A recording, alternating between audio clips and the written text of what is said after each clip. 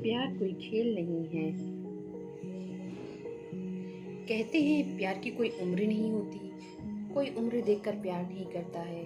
लेकिन कभी कभी उम्र की वजह से विचारों में बहुत अंतर हो जाते हैं और एक दूसरे को समझना मुश्किल हो जाता है। अनन्या अपने दोस्तों के साथ पिकनिक मनाने के लिए गई थी। उस पिकनिक स्पॉट पर और भी बहुत लोग थे। कोई अपनी फैमिली के साथ था तो कोई अपने दोस्तों के साथ था। वहाँ अनन्या की नज़र एक लड़की पर पड़ गई। वो भी अपने दोस्तों के साथ पिकनिक मनाने के लिए आया हुआ था। अनन्या को वो लड़का बहुत अच्छा लगा। वो उसे देखे जा रही थी। उसकी नज़र उससे हट ही नहीं रही थी। वो अपने दोस्तों के साथ थ्रो बॉल खेल रहा था।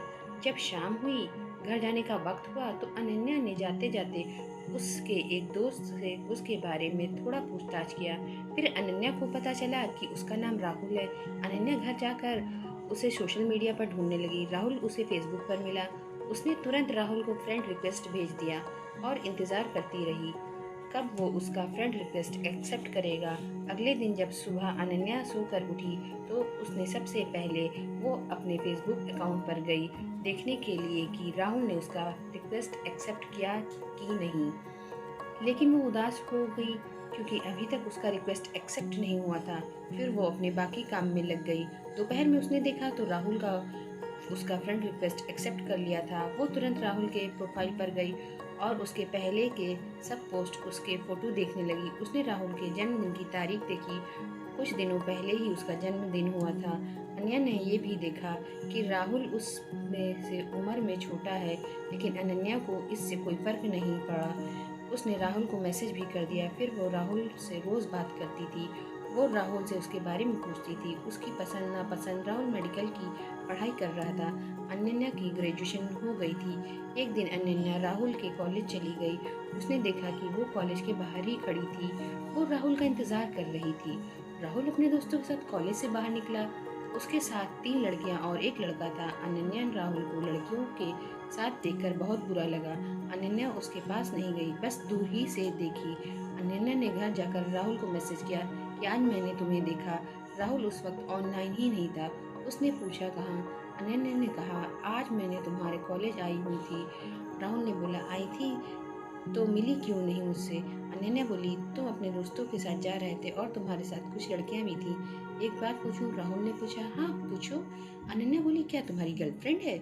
उस वक्त राहुल ने उसको मैसेज नहीं देखा। अनन्या इंतज़ार कर रही थी कि अब आएगा राहुल का रिप्लाई, लेकिन बहुत देर हो गई थी। राहुल ने रिप्लाई नहीं किया था। अगले दिन सुबह राहुल का रिप्लाई आया कि नहीं है उसकी कोई गर्लफ्रेंड। ये मैसेज देखकर अनन्या खुश हो गई। राहुल ने भी यही पूछा था कि क्या क्यों पूछ रही हो ये। अनन्या बोली कुछ नहीं, बस ऐसे ही जानना था। अनन्या की बातों से राहुल को लगा शायद अनन्या उससे प्यार करती है। उसे भी अनन्या अच्छी लगती थी। ये जानते हुए भी अनन्या उससे उम्र में बड़ी है, फिर भी उसने कुछ दिनों में बाद अनन्या को प्रपोज कर दिया। अनन्या तो मानो 7वें आसमान पे थी। उसे विश्वास नहीं हो रहा था कि वो जिससे प्यार करती है उसने सामने से खुद उसे प्रपोज किया है। वो खुद को दुनिया की सबसे खुशनसीब लड़की समझने लगी। नाच रही थी, खुशी मना रही थी, मानो कि अनन्या पागल सी हो गई थी। उसने राहुल को बोला हाँ बोल दिया। वो दोनों रोज़ बातें करते, राहुल के कॉलेज एक बार मिलते, साथ घूमने जाते और उनके रिलेशन को लगभग 1 साल हो गया था। राहुल को तीसरा साल था मेडिकल में। अनन्या जब अब जॉब करती थी। Please like share comment and subscribe my channel and press the bell icon for more video. Thank you for your support and comment for the next part. Thank you.